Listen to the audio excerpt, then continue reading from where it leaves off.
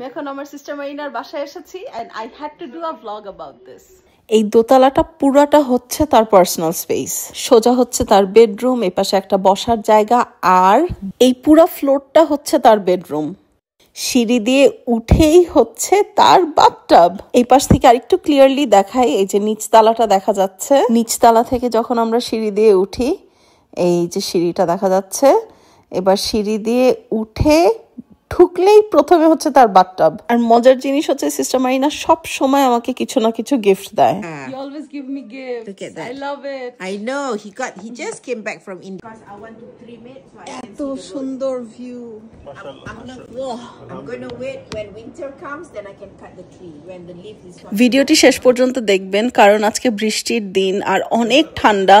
আমরা আজকে রাতে মেঘের উপর দিয়ে গাড়ি চালিয়ে গিয়েছি। Yes.